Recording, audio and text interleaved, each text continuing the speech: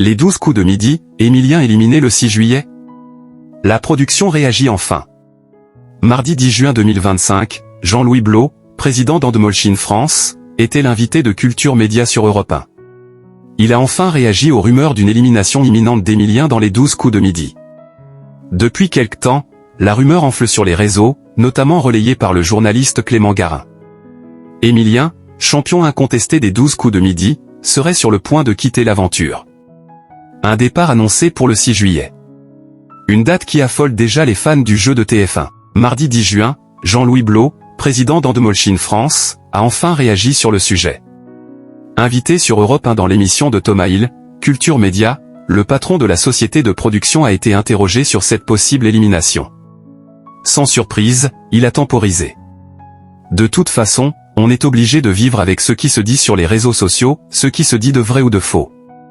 Grosso modo, 90% de ce qui se dit n'est pas tout à fait vrai, ou plutôt flou, a-t-il affirmé avec prudence. De quoi calmer le jeu sans trop en dévoiler. Champion depuis septembre 2023, Émilien continue d'impressionner.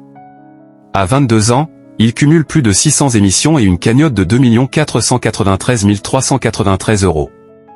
Un record qui le place au sommet des classements télé.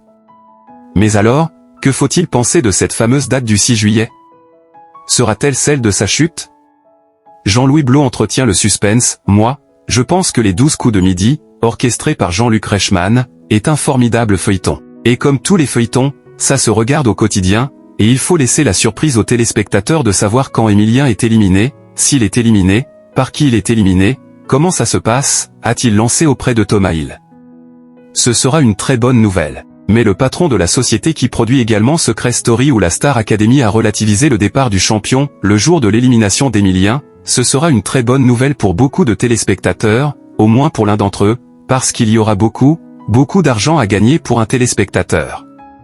Émilien parfois est plus fort que la rédaction du jeu. Émilien est très très fort. Qui peut battre Émilien? C'est la question qu'on se pose tous, a laissé planer Jean-Louis Blot sur les ondes d'Europe 1.